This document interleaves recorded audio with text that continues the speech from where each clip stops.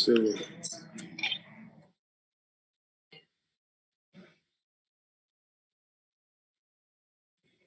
okay.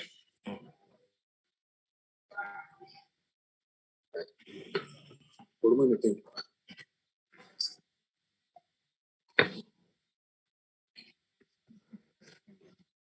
Mike, yeah. And we're streaming on almost 7 platforms, so it will be watched from different angles.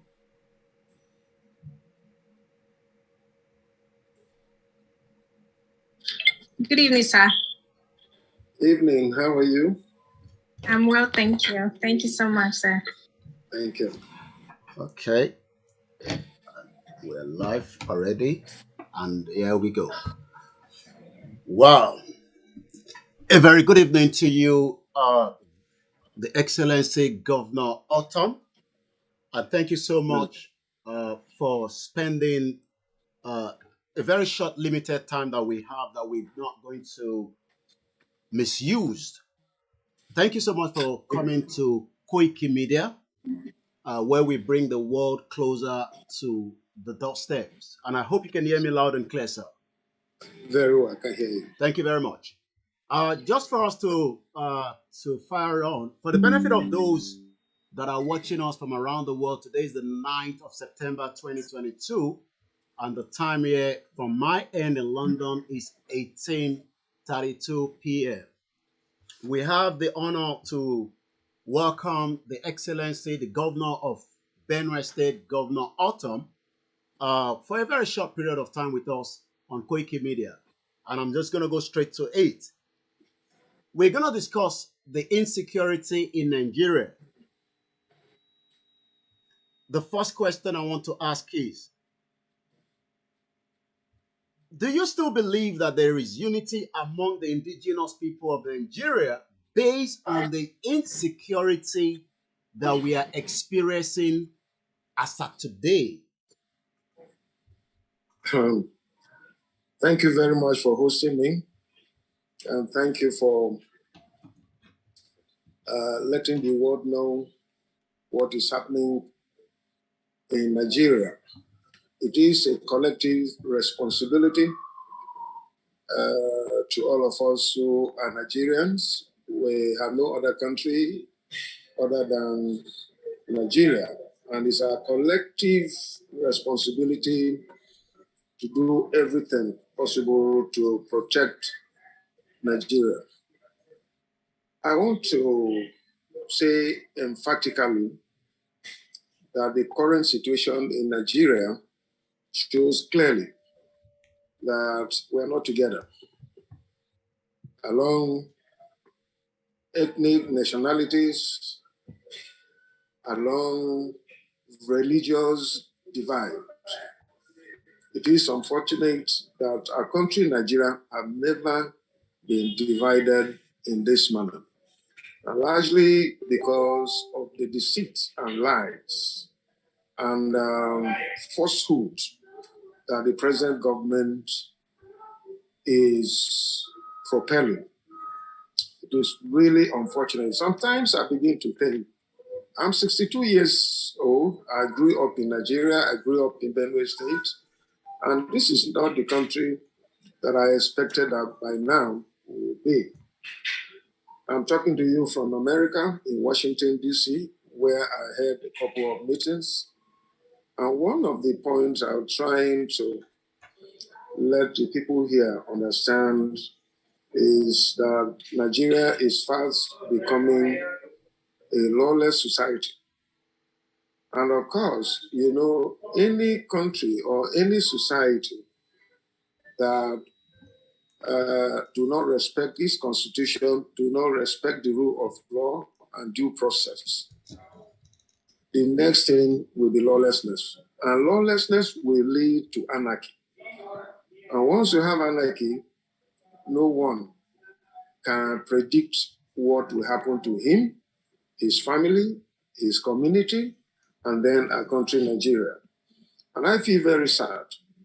It is not my wish that I will live under threat. Wherever I go, I don't know what will happen next. It's only God that has kept me and protected me to be where I am today.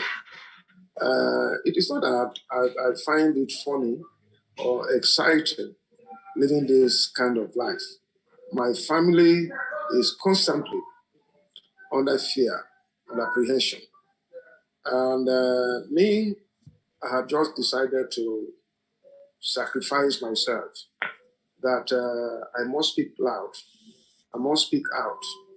Because if me, as a governor, the people have done me a favor by giving me 2 terms as governor, and also I have immunity. So if I cannot speak, who else will speak on behalf of the people? This is just one thing that has led me. How I wish that I have many others collaborating with what I have. But when I see that people are just afraid, most times, even some of my colleagues, when they meet me, they appreciate my courage and uprightness in talking about the evil that are befalling our country. And by themselves, they are afraid to say it for reasons unknown to me. But I have chosen that I will continue to say it. I'll tell you the truth. This action of the current government is deliberate to ensure that the country is divided, that the country does not speak with one voice, so that they can propel the agenda of Fulanization and Islamization. Islamization is not the point, but they use it as a shield, because when you bring religion in, some gullible Nigerians are easy to key and buy it into the program. Otherwise, there is no single problem. In my own state, since I came on board, there has never been any issue concerning religion in Benue State. We have lived harmoniously.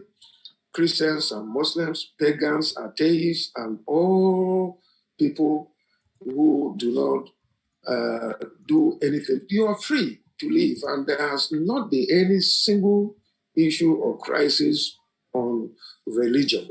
So this government is using religion as a shield to get favor of those who believe in Islam. But the main agenda, as I keep saying, and I have proof to tell you that from 1800, these people have launched a jihad, and what is happening in Nigeria today is jihad is going on.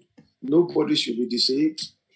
Fulani herdsmen, ISWAP, ISIS, Boko Haram, and other terrorist groups, they are working together to ensure that they make Nigeria a Fulani nation. That is why they have occupied various strategic positions so that no other person will have a say. Things are not well with Nigeria. And I think that if this government were sincere, they would have listened to me since 2016 when I started calling for a security summit where all the stakeholders will meet and discuss on the issues and then find a solution. Experts will be there. Some of us who are stakeholders will be there. We will discuss and agree. But they have never listened to this. I have given early signals on all attacks on my people in Benue State and other parts of Nigeria. And this government is not prepared to respond to the issue because Nigerians are gradually buying their script because one, they want people to be afraid perpetually so that they can prosecute and execute what they want in Nigeria. You can see an example today. In Nigeria, every other person have no right to carry sophisticated guns like AK-47 and other automatic weapons. But Fulani herdsmen are free, the Boko Haram are free. You can imagine the invading and attack on Kuje prison. You can imagine the train attack that several people were kidnapped and kept for several months. You can imagine the man who was negotiating ransom for people who were attacked and kidnapped on their way to Kaduna. And you can imagine the four high-profile people in this country that this man was relating with. So it is clearly to everyone that these people have a plan. Now, where is Nnamdi Kanu? A freedom fighter. Where is Sunday IGBOHO? A freedom fighter.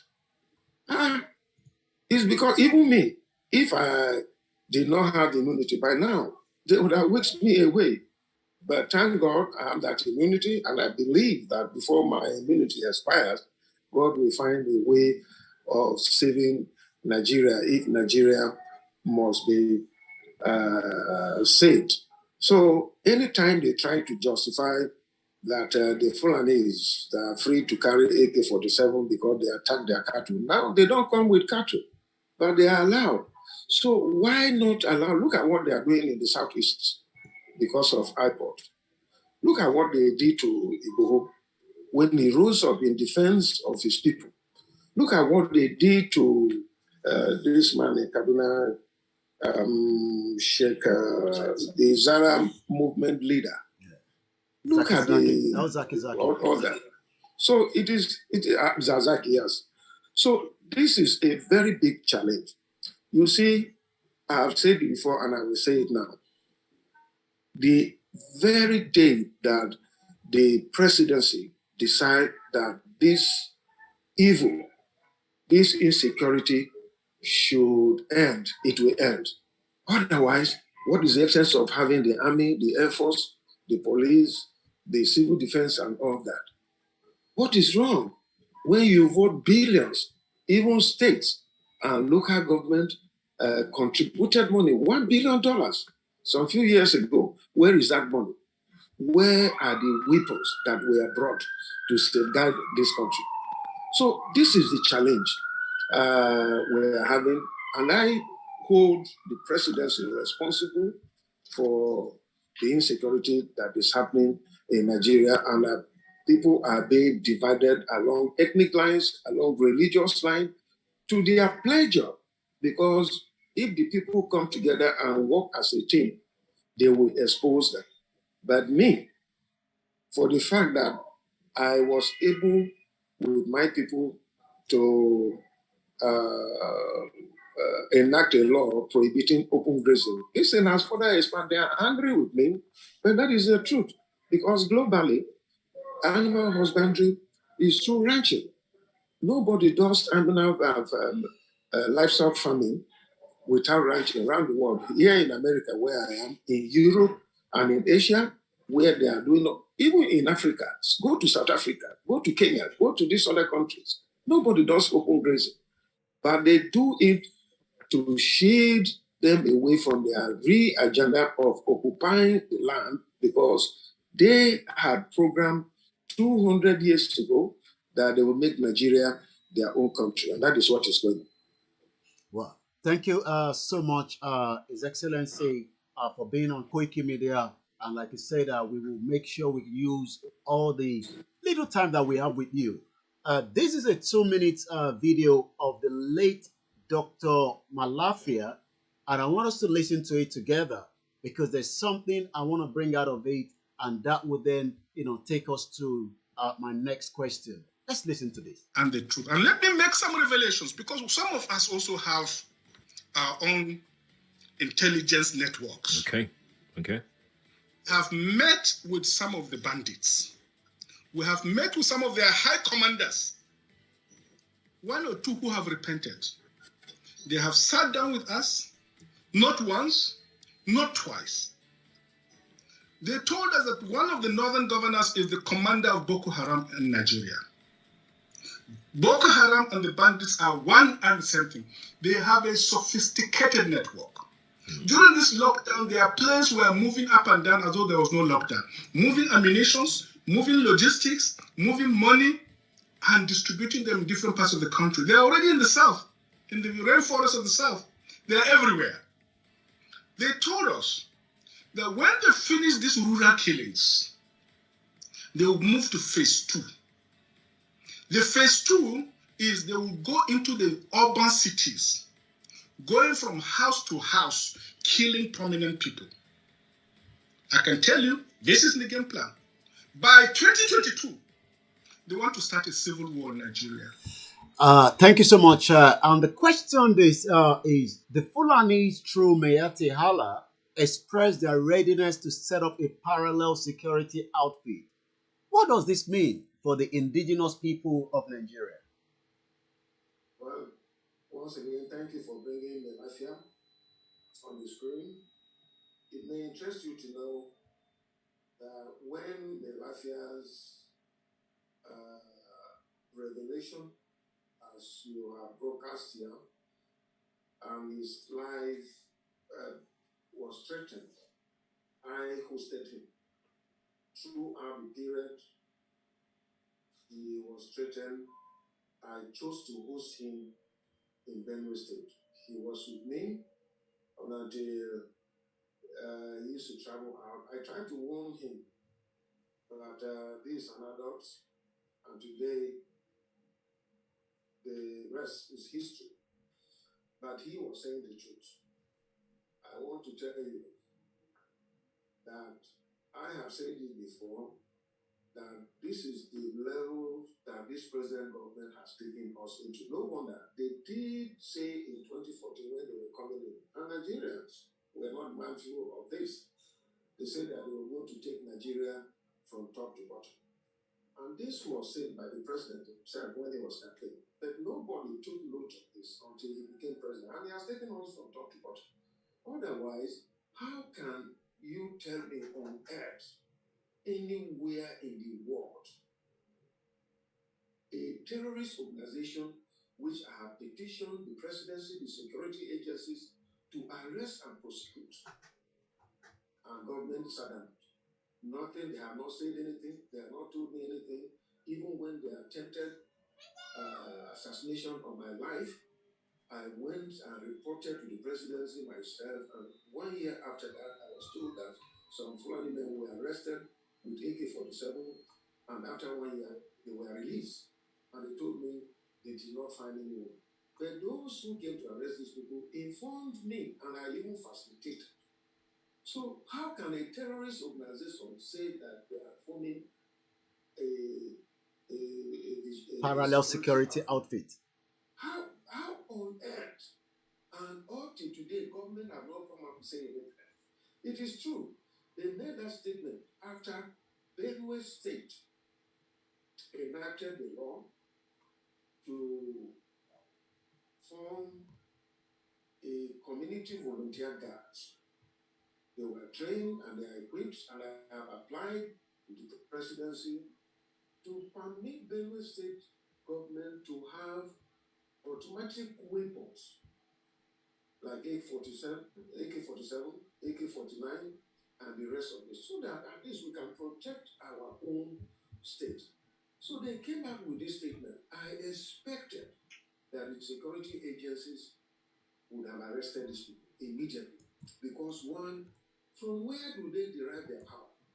For me as governor, you know, the Constitution allows state governments to enact laws for the good governance of their states, provided they do not conflict with the provisions of the Constitution of the Federal Republic of Nigeria. This is what we have done. I did not just sit in my bedroom or in my parlor and enacted a law. A law was passed through the Benue State Executive Council. It went through Benue State Security Council, which I'm the chairman. It went to the House of Assembly. There was public hearing, and then this law was enacted. So it has legitimacy. Where is the legitimacy from Mayatiala? You know, this is the lawlessness that I'm talking about, and I hold the federal government, the presidency, responsible because their action and inaction clearly shows me that they are complicit. Otherwise, People cannot come out who are terrorizing people already, that everybody, Mayor Tiala have come out to confirm that the killings in Benue and other parts of Nigeria, they are part of it. You heard Melafia say this. And I tell you, there was a governor who came out, and I'm sure that is the governor that Melafia was referring to, who came out and said that yes, in 2015, we brought terrorists, we brought militia to help us prosecute the election. So they know, they are complicit, they are part of it. And I say, the real agenda is to ensure that they take over our land, take over our country, Nigeria, and make it a Fulani nation, so that everybody will live their script. Everybody will be their slave. You will live according to their dictates. Otherwise, you cannot survive it. And that is what some of us will have vowed.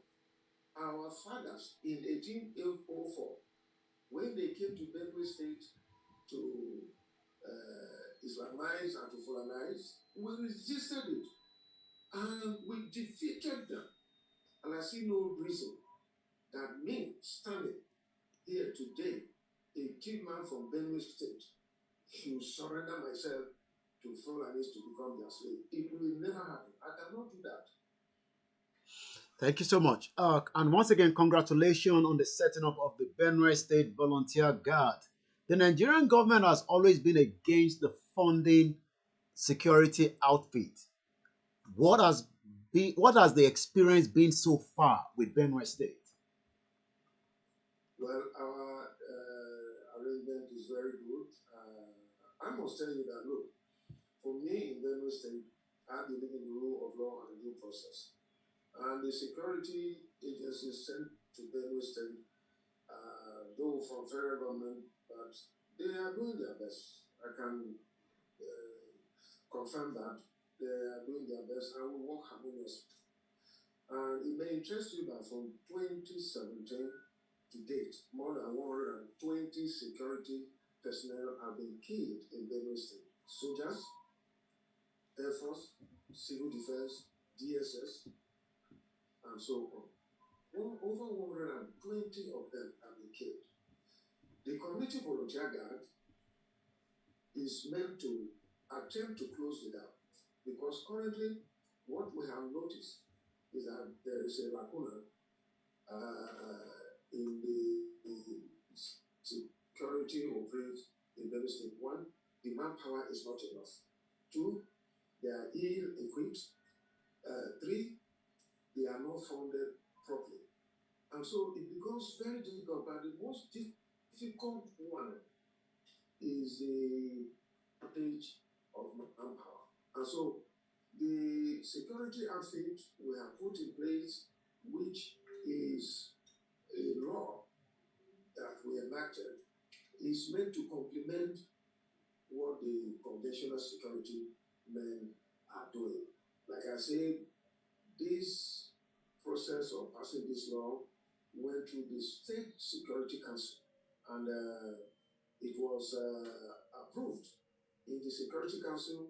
All the security operatives in Benue State are part of the Security Council. And so, for me, it has worked the magic we desire. Initial inauguration, we had 500 of these youths who were trained and armed with legal weapons. They have it. 10 guns, double barrel pump action, cutlasses, and any weapon that is lawful, we have armed them. They have it. Currently, as I talk to you, 1,000 of them are being trained again to join forces. And every quarter, we'll be training more of these people until we get a sizable number of 10,000. But I tell you the truth, already they have started operation, and apart from these terrorist groups that are terrorizing us, the local criminality within our communities are being curtailed. Recently, they arrested some militia from Cameroon who ran into our state, and it was the community volunteer guards that arrested them and handed them over to police and then to immigration. So we are building it up. They are still grossly inadequate because if you divide that by 500 by 23 local government that we have, we're just talking about 20 members of the guards. But by the time we have a reasonable number, I believe that things will work out well. And we and several of my colleagues are still pushing for the establishment of community policing. I believe that these people will ensure, if that comes in force, we are going to make use of these people and many others who will be trained. As I talk to you, we have over 2 million IDPs. And federal government is adamant. And because I've been fighting for justice, equity, and fairness, they have turned a blind eye on Benue State. They have left these over 200 million IDPs for me to continue to suffer with my meager resources, other good-spirited individuals, and other faith-based organizations, and other groups of people have come to us, but they are tired. This is 5 years of hosting IDPs. It's a big challenge. The federal government came the other day and promised they were going to support the IDPs with 10 billion. Up to today, we have not received a dime. So this is a kind of hypocrisy that is going on in Nigeria. And it was a lot of fear to some of us, and so on. Thank you so much. If you just help us to speak up a little bit, I know our timing is very, very short with you. I understand, as a sitting governor, if we can have that intelligent getting to us, as a media organization here in the United Kingdom, where I am actually based, do you sense of any coup in Nigeria before 2023 election? Repeat that again. Do you sense of any coup in Nigeria before 2023 election? I'm not, I don't want to get into that. I'm not interested. I'm a politician, or I believe in democracy, and I think coup will not help us. What we need is massive mobilization.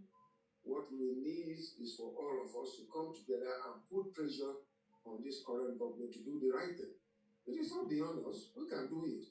Look at what's happened during NSAS. That was a very strong message that went. And things like that, we should take our destiny in our hands. We have seen it happen in America. We have seen it happen in several other countries. Recently, I saw one country, I've forgotten, but Czech. where Prague. the entire people. Which country? Prague. There was Sri Lanka recently, and there was Prague recently, Sri Lanka. The entire people marched to the presidency and said, no, we don't want it. Here in America, it takes place. In United Kingdom, where you are, people mobilize and go and protest bad policies and governance, and they get results. So it is not, we have suffered too long with the military. I will suggest that we should find a military solution in this matter, but we should move as Nigerians. We should work together and ensure that we take our destiny in our hand. No other person can do it. Even in America, here where I come, I was in United Kingdom some 6 weeks ago, and I made presentation. But when they asked me, what do you want us to do? Nigeria is a sovereign country, and there is no way United Kingdom or America moves into Nigeria to enforce this policy and programs, but they can put pressure. Nigeria belongs to a lot of treaties internationally, so they can use such forum to put pressure on government to ensure that the right thing is done. If they do that, it will help us. But it's not for them to use force on us. Our destiny remains with us, and we must take it by ourselves, not any other person. Okay, just let me know when you're, just time up. I'll take your last question now. Okay. Take your last question. Benue State, from what we've grown up to know, it's meant to be the food basket of Nigeria. Nigeria remains the capital poverty of the world, number 6 global terrorism index in the world. What are the reasons why? I mean, you've given all the reasons, the FOLAYEMI and all that. Moving forward, I understand you're a sitting governor, and as a sitting governor, your views will not probably be the views of millions of other ethnic groups around the globe that are Nigerians today. What can we really do from your own point of view for those that are clamoring for all kind of breakaway out of Nigeria? But looking at the insecurity, could this be the last straw? If we look at it back to the Soviet Union 31 years ago, are we seeing in Nigeria literally falling apart quietly and probably will dissolve anytime soon? Well, I tell you the truth. Benue State still remains the food basket of the nation, largely because our land is arable. We have 2 rivers, and we have several opportunities. With all the challenges we have, including the 2 million youths we have, these over 2 million are mostly peasant farmers. That's the truth. They've been chased away from their homes, and that not means the state is still producing mass from Nigeria and other parts of the world. And so it is not really, it's a challenge, but we have learned to cope with it. Even the IDPs still go to farm. And so one, we're able to feed ourselves. 2, we're able to also feed other parts of our country, Nigeria. What was the second phase of the question? Well, the second phase is, are we seeing in Nigeria gradually dissolving? As you know, in America here, 2 days ago, the same question came up. I can't see us as Nigeria in the next few years if this kind of a thing that we are witnessing today continue. The level of insecurity, the level of injustice, the level of not being fair in the conduct of activities, the level of we not having the opportunity to live a normal life, socialize, travel from one end to the other, do things. If things continue, and I said it in my opening remarks, if this thing continue, this lawlessness and impunity continue to go on in Nigeria, it means lawlessness will introduce or will metamorphose into anarchy. And when there is anarchy, nobody will be safe. Nobody will know what to do. But you see, I will end by saying, our people say something. They say that the goat doesn't bite. But when you push it to the wall, it will use what is available to eat. Goat too have teeth. At least, even if it doesn't bite, it can scratch whatever is holding it to protect itself. So when Nigerians are pushed to the wall, if nothing is done, I can't see us as Nigerians again because there will be lawlessness, anarchy everywhere. So no one will respect the enforcement agencies. No one will respect government today. No one will respect governor or president or anyone again or chairman of local government. It is the law that is protecting us. But if the federal government themselves have broken the law, what do you expect? The Bible says that I will strike the shepherd and the sheep will scatter. We continue in this manner. And that is why some of us, when we speak, we are speaking from our heart and we are speaking out of patriotism to ensure that the right thing is done. I have always challenged even the presidency that comes out to insult me instead of helping me. I've always challenged them. What have I said that is wrong? What have I said that is wrong? Go back to history. Look at my public statements. Every single thing I had warned in 2016 that this thing that is is not of shielding the real agenda of occupation. So I have always advised the federal government that instead of taking it, because my advice to wicked agenda. And so they never taken it. Otherwise, this will work. Nigeria can make this work. We have intellectual people. In United Kingdom, look at the number of Nigerians we have there. Look at their backgrounds. In America, all over the world. Go to China. They are the ones making things to work in this world, in these countries. But they've not been given the opportunity. And that is why I think that presidency also surmounts this insecurity we have in Nigeria, call for a security zone. We have experts all over the world who are Nigerians. They will come and assist. And some of us, because we are a flashpoint state, we will be able to provide solution that will help solve the problem that we have. You know, during the tail end of President Goodluck Jonathan, in 2015, he constituted a national conference. People came together. If this government were sincere and wanted things to work, would have to the agenda they came to prosecute in this country. So it is very unfortunate, and I've always told people, I'm a Christian, Muslims, and anyone that prays to God, let us pray. Then we must also add action. The Bible says that faith without works is dead. If things must work, don't depend on anyone in United Kingdom. Don't depend on anyone in America or elsewhere. They can only throw their voice to support what we will do. Everything lies with us.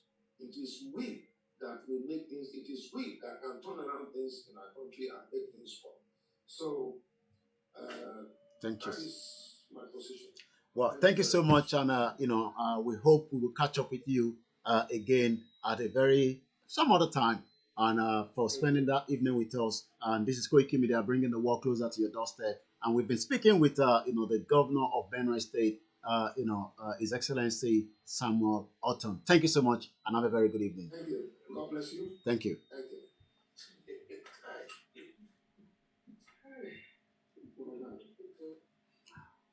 Well, that was the governor right there that just spoke to us on that very short interview. Once again, the insecurity in Nigeria is a big threat to not just Nigerians, the indigenous people of Nigeria.